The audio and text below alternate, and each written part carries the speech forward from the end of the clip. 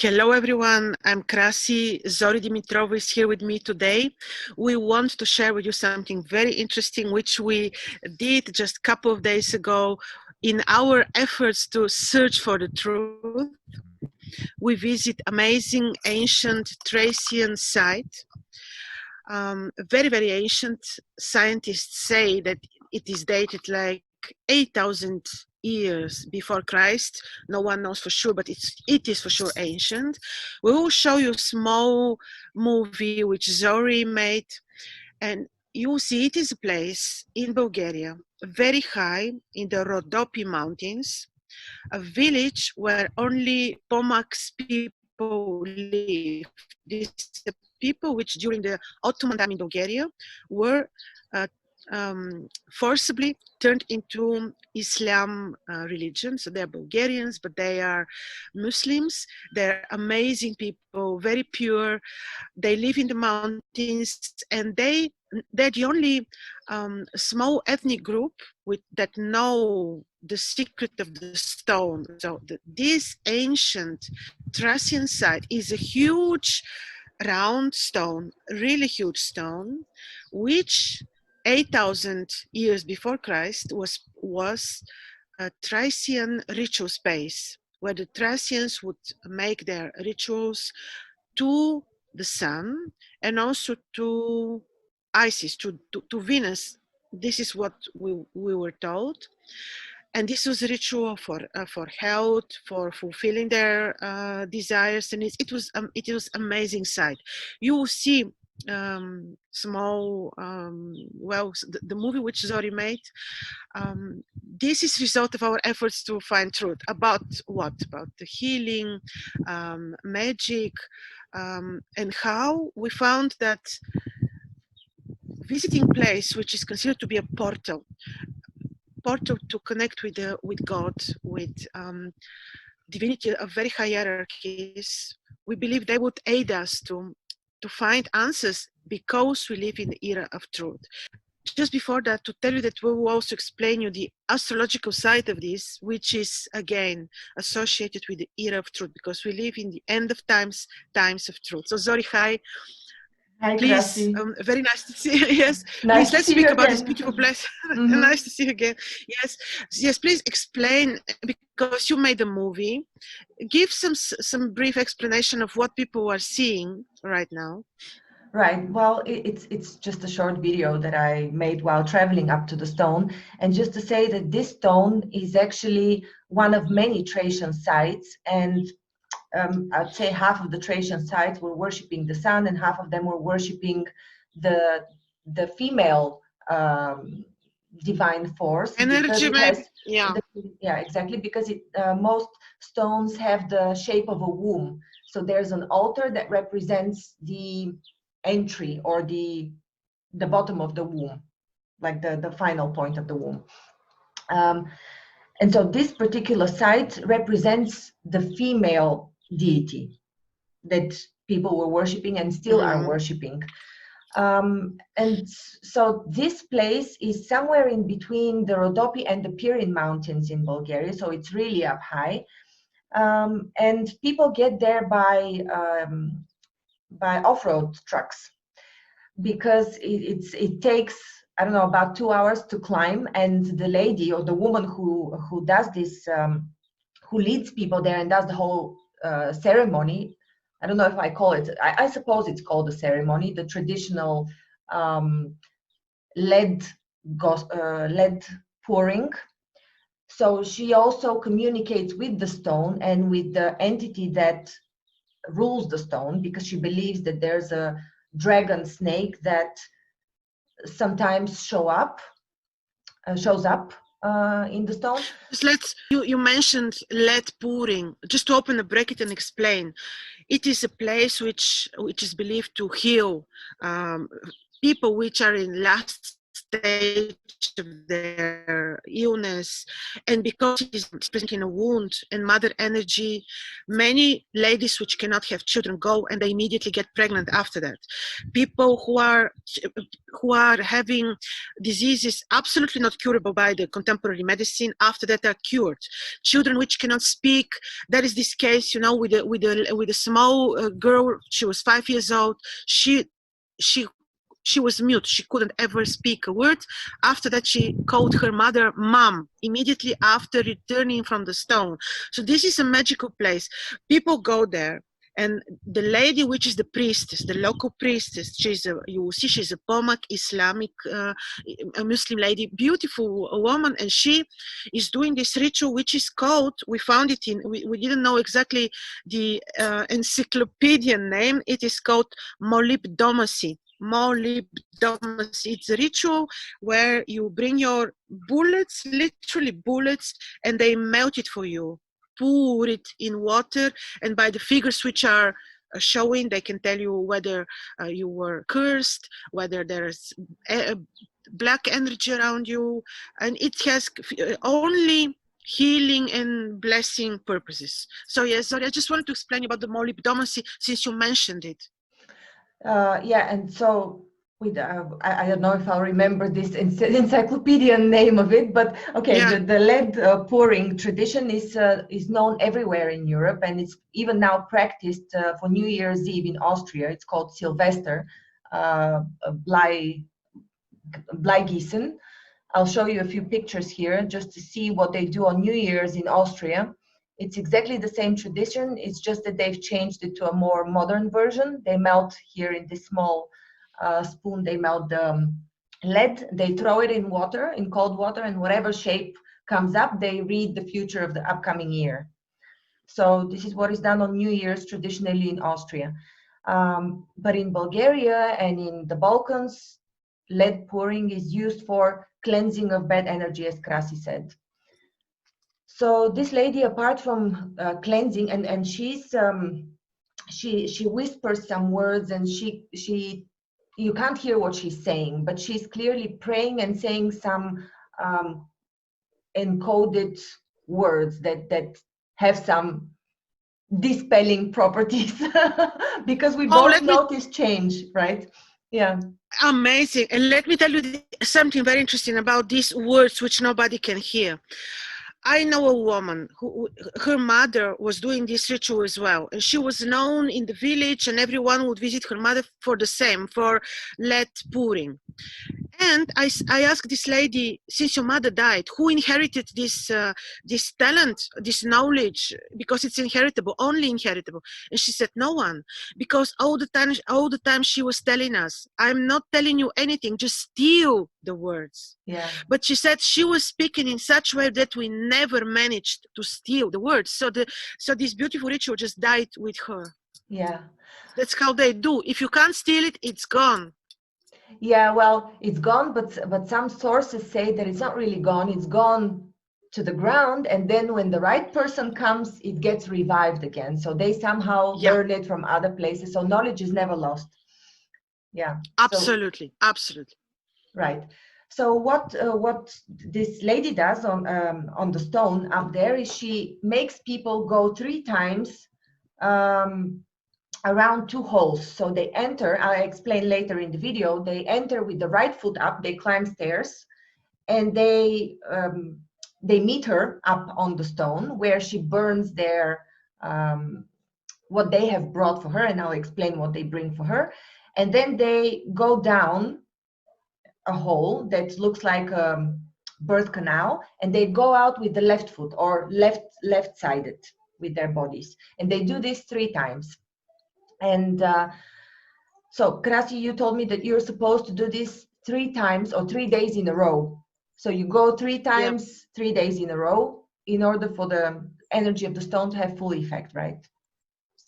Yes, yes.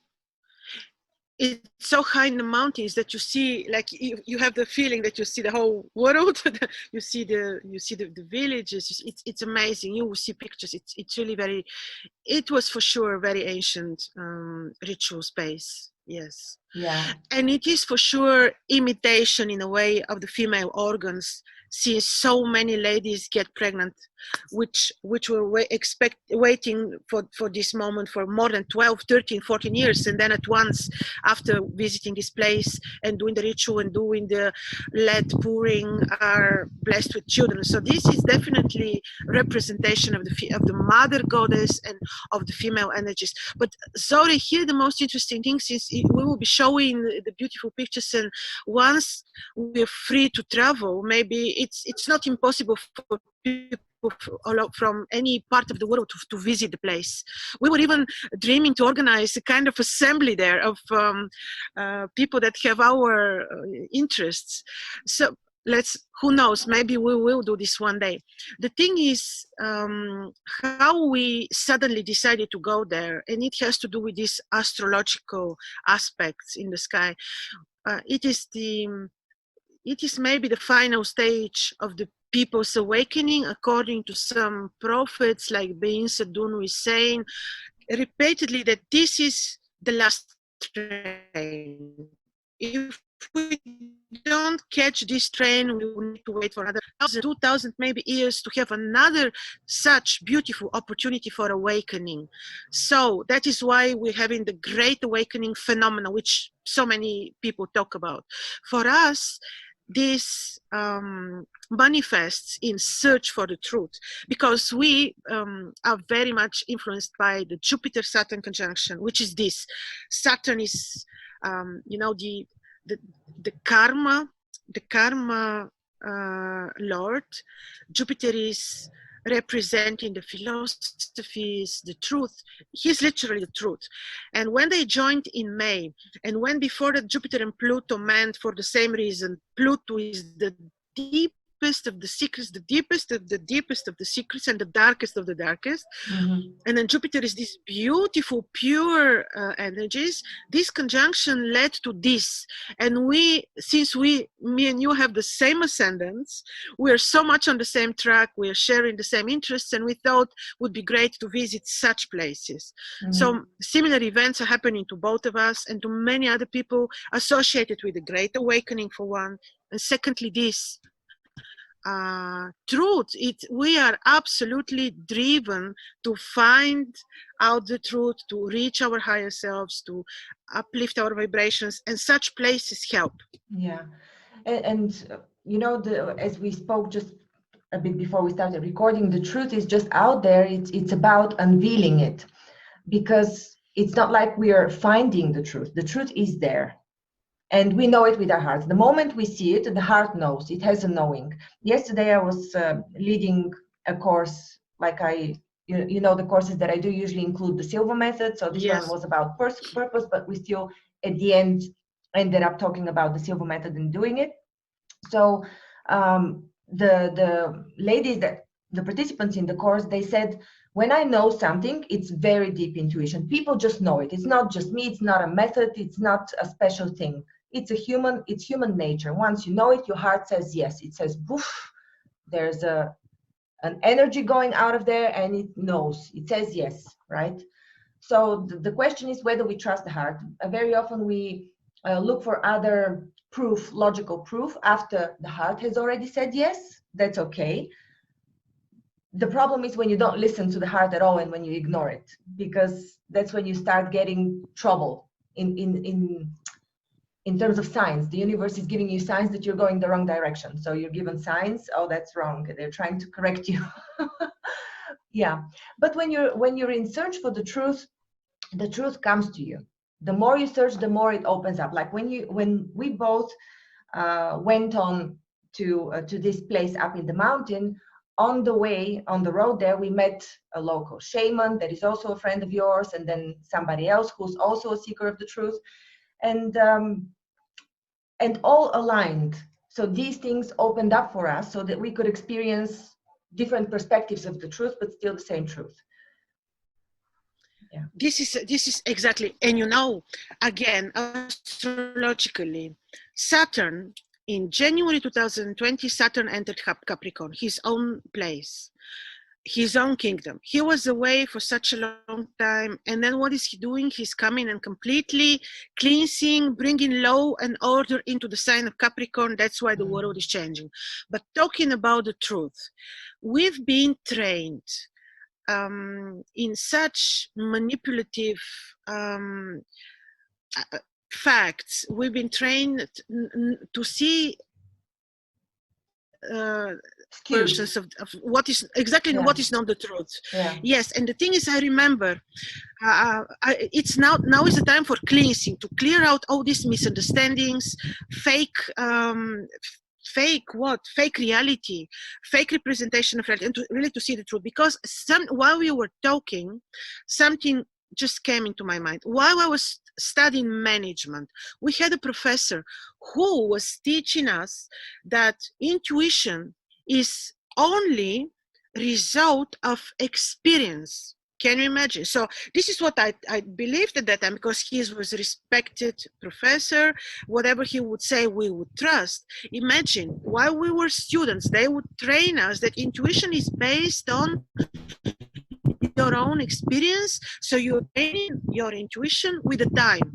How wrong, how manipulative. I believe he was trained the same way, and I don't even think that he was trying to lie. He is a victim of the same matrix. The thing is that now when Saturn entered Capricorn, this matrix of lies built on nothing, on air bubble, is falling apart, because the Lord of Karma is coming and saying, I'm going to cleanse, I'm going to bring a new law and order, I'm going to create new reality, or to show you the reality as it is. And it is only one, and the truth is only one. There are no versions. When there are versions of the truth, I'm worried. So I don't think there are versions. The truth is one, and that's it. And this is what Saturn, the beautiful, difficult, karmic Lord, and actually I think who is ruling lead? I think it was Saturn. How fun is Zori? Saturn is ruling the metal lead, not lead, sorry. Yeah. So you see how it goes? Everything is connected, as above, so below, that's it. Yeah. So let's tell the process now of going through the stone, because there's a tradition there.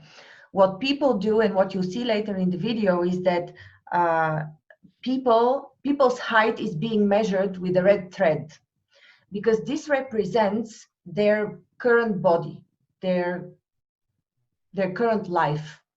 When they measure their height with the red thread, they put it together in a piece of together in a plastic bag with some flour and I think some salt. I'm not quite sure what else is in the bag. Salt and flour. Salt, flour, thread. Yeah. And this is what is being burned up there on the rock by this, I don't know what to call her in English, shaman lady, I suppose.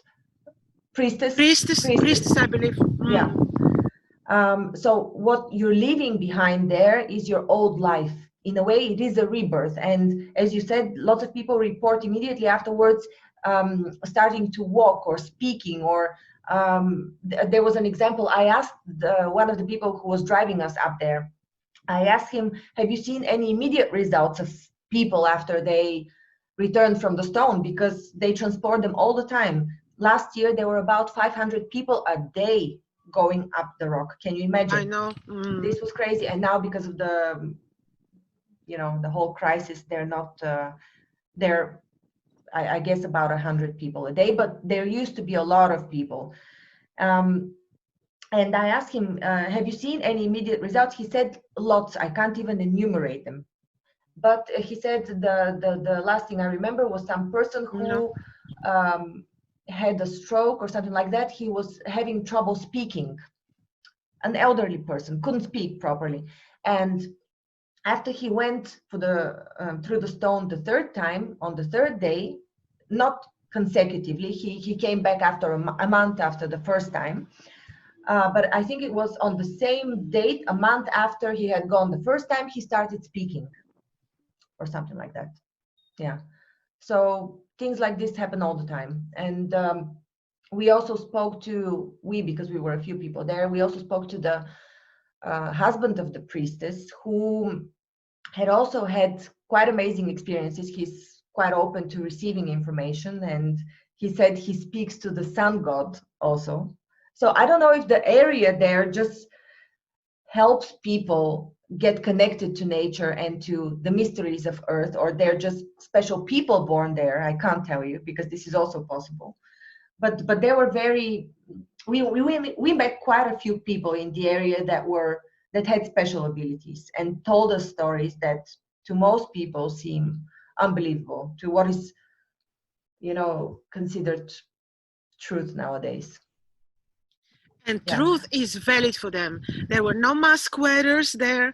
There was nothing at all like a fake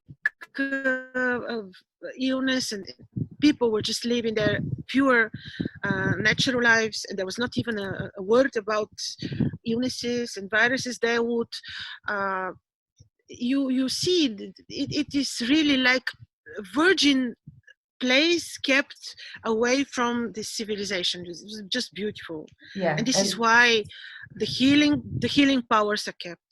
Yeah. So what the husband of the priestess told me is that he communicates directly to God with the sun. So once he had an experience of real rebirthing, so he literally died. He went into coma, and then he had this experience of I don't know what it's called when people when people die and have this experience of going on the other side, and then they return and, you know, retell stories of what they had seen. Anyhow, there's a term for that. But yes, so he kept this communication with God when he returned. This is what it gave him. So his whole life he was able to receive messages and get insights directly from God. And the thing is, when he told the story, it's now, you know, sometimes you discard it as bullshit and you discard it as something made up. But this was the time when I felt the knowing with the heart, like I explained earlier. So somebody tells you a story and you know, you feel the knowing that he's not lying, that he's saying the truth. oh no, yeah, absolutely, I agree. There was also another lady which also said after stroke she couldn't walk. 3 times made the ceremony of the stone and she was walking and speaking again. I also met a lady with such story. Yeah. So what people live there in the forest, you will see that the forest is a bit scary when you walk around, because it's all covered, the trees are covered with the clothes of people. So everybody who goes there leaves a piece of clothing, thus leaving their old life behind. And the clothing that they have worn, and illness, exactly. Because they leave a piece of clothing that they had worn that carries their energy, and they give it to the tree. So the whole forest there heals. Right, so you'll see it's a bit spooky at first when you see it, because it's covered, you know, with a lot of clothes, but it's not scary because it's a beautiful forest. In the end. And let's say this, very interesting, the power of stones. This is here amazing, what I almost forgot. When you see this huge gray, typically round gray stone, actually when you come closer, especially under, you see a big clusters of smoky quartz growing inside, and you see also you see on different places of the stone pieces of smoky quartz. And there was one piece which was and my son came, oh look, I found smoky quartz. Then we took it, and the lady, the priestess, said you are absolutely not allowed to take anything from the stone, because this could bring you, we don't know, bad luck. Or so we didn't take it, but we saw on the ground a piece, huge chunk of smoky quartz, which fell obviously from the stone. So the stone is gray typically as you see the stones, but inside huge smoky quartz is growing in clusters. So I think that part of the healing properties come from the smoky quartz, and there were, unfortunately, they are all over the place, you know, scientists, pseudo scientists who came to measure the energies, and even they couldn't say a word, because they said that the energies of the stone are beyond normal energetic field of a stone. They even say this, those that are not spiritual and that don't care. So this is for people who don't believe. The scientists from the local university not local because there is no university, but in the nearby city. Yes. Yes, I think so. Regional I think so. city. Yeah, came and measured the energy with contemporary electronic sources. So just to say. Yeah, and I had a quite curious experience as well. So I told you you're supposed to go up this wooden ladder, and it's a self-made ladder. So it's not, they've just how to describe it. It's a self-made ladder that is not very stable. So you're supposed to go up with the right foot first. Right, so I was there with my brother as well, but my brother is left-handed. So he goes with the left leg first. So instead of his right foot, he steps with the left foot and he breaks the first step of the ladder. It just breaks. It doesn't allow him to go with the left foot. Can you imagine? Not only this, the stone doesn't allow it, just everyone. People will see on your film that that this whole, it's like a slide where you need to go through, which is representing the female organs, and not everyone is alive. Actually, it's quite large, so people which are larger, small people of any sizes can go through, but some people are getting stuck there, even not fat people, so any sizes, any person can pass. But the lady was saying that how come some people are getting stuck? Because the stone, she says, does not allow everyone. The criteria we don't know. We don't know. So there were also stories of a snake coming out, the keeper of the stone, and it's apparently a python. This is what they told me, but there are no pythons in Bulgaria, and it's a very big snake, and it had only been seen twice in the whole history of the priestess going up there, which is more than 30 years. But it's seen on people's pictures. People are taking pictures. You cannot see it physically, but they see the image on the pictures. That's what happened many times, I was told. Yeah. Yes, lovely. So if you're ever curious about ancient Thracian sites in Bulgaria, drop us a line, write a comment, and we'll give you more information. Yeah. And hope you enjoyed this video as much as we enjoyed it, really being there. Yeah. And hopefully when this is over, we can really organize something to more people to see this from all over the world, because it's worth it. The experience is worth it. Now people go with off-road cars, but in the past they would climb with donkeys. And they were saying different stories of very ill people that they carry on the donkey, and it takes hours to reach the place on a donkey. You can imagine. I wouldn't do that on a donkey, but when you're desperate and you want you want the blessing of the stone, then you go on the donkey too. Yeah. Well, it was quite scary. They're gorgeous when you look down. So you travel off-road on a very narrow road, and which you've already seen on the video. So but it's a beautiful view. It's an experience.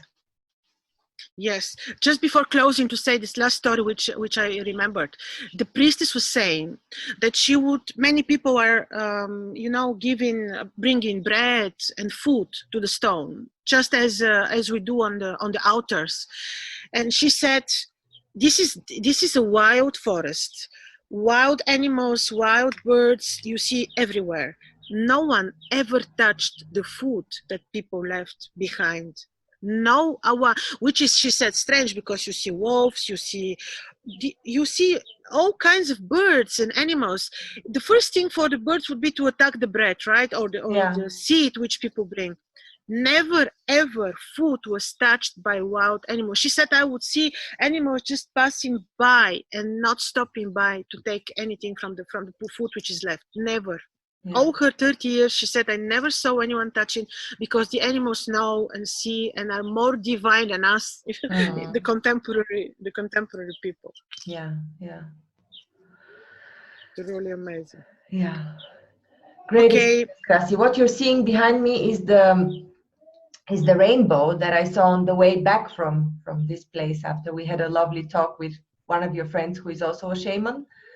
So whenever you see a rainbow, and especially a double rainbow, it's a sign of the gods. It's always been. They say, the Babylonians say, the crown of the god. So it's really, we see the blessing of the god. Okay, let's finish here. Thank you for watching, everyone. Your comments are very welcome. And if you know, if you're aware of same sites all over the world, share with us. This is very interesting, and especially in the age of truth. Thank you. Thank you, Krasi.